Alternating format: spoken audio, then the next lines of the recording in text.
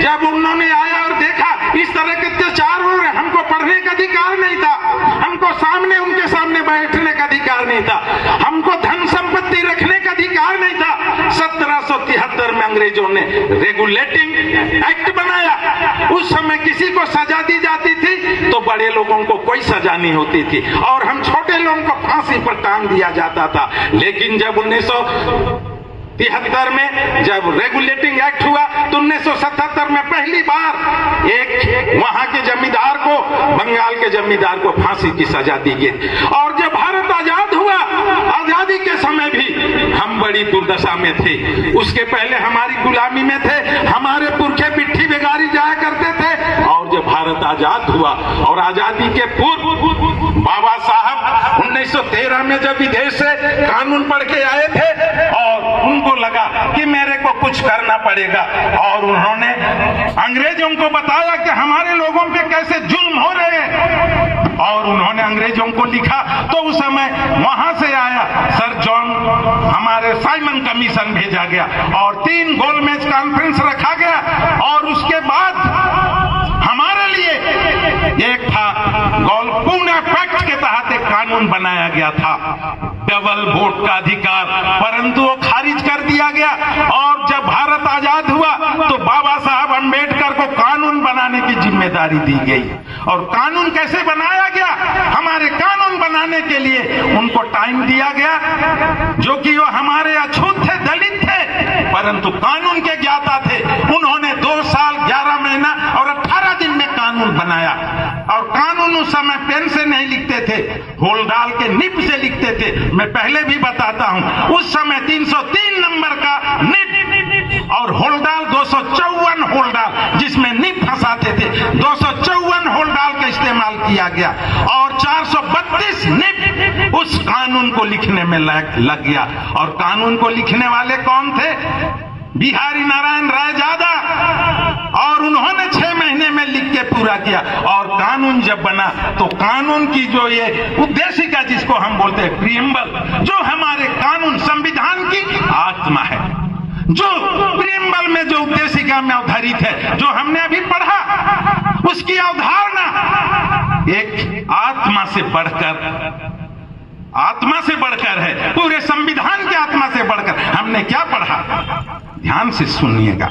हम भारत के लोग भारत को एक संपूर्ण प्रभुत्व संपन्न, समाजवादी, धर्मनिरपेक्ष, लोकतंत्रात्मक गणराज्य बनाने के लिए और उनके प्रत्येक नागरिकों को सामाजिक, आर्थिक, धार्मिक, न्याय और विचार, अभिव्यक्ति, विश्वास, धर्म और उपासना की स्वतंत्रता और प्रत्येक को प्रतिष्ठा और अवसर की समता प्राप्त कराने के लिए और उन सब में प्रत्येक की गरिमा और राष्ट्र की एकता और अखंडता और हरेक में बंधुत्व उत्पन्न कराने के लिए हम आज इस संविधान सभा में हम अंगीकृत करते हैं और उसको आत्मर्पित करते हैं और हम सब संकल्प लेते हैं। इस संकल्प के साथ इसकी अवधारणा लिखी गई। उसमें क्या कहा? न्याय।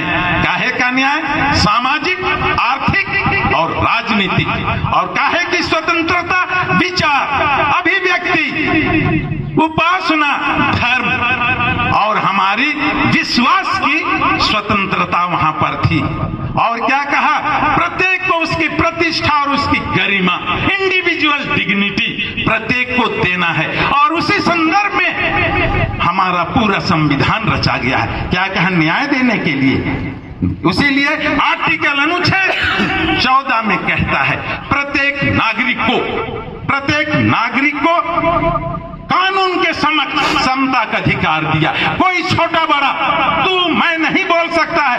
प्रत्येक को कानून के तहत, हमारे संविधान अनुच्छेद 14 के तहत समता का अधिकार है।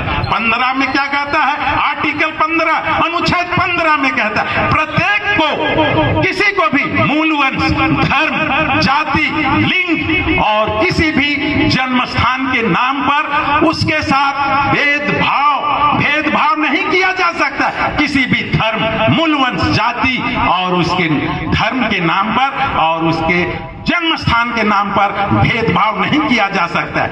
अनुच्छेद 25 में कहता है प्रत्येक नागरिक को धर्म की स्वतंत्रता है। क्या बोलता है? मन की अंतःकरण आबाद गति से धर्म को मानने, आचरण करने और प्रचार करने की अनुमति हमारा संविधान 25 देता है। संविधान 25 देता है मन की अंतःकरण आबाद गति से धर्म को मानने, आचरण करने और उसका प्रचार करने की अनुमति हमको संविधान देता है। समता का अधिकार अनुच्छेद 14 ने दिया और 15 में कहा किसी भी धर्म, मूल वंश, जाति, लिंग और जन्म स्थान के नाम पर किसी पे भेदभाव मत करो। लेकिन यहाँ क्या हो रहा है? हम जब अनुच्छेद 25 के तहत धार्मिक स्वतंत्रता का हम पालन कर रहे हैं, प्यारे मित्रों, हमको धार्मिक स्वतंत्रता है, परंतु ये भी जानते हैं किसी पर जबरन धार्मिकता का बोझ ला दे, किसी को जबरन हम लोग धर्म अंगीकार करने की स्वीकृति कोई भी नहीं देता। हम भी नहीं चाहेंगे। अगर किसी को जबरन धर्म स्वीकार करने का प्रलोभन दिया जा रहा है, जबरदस्ती किया जा रहा है, हम उसके खिलाफत हैं।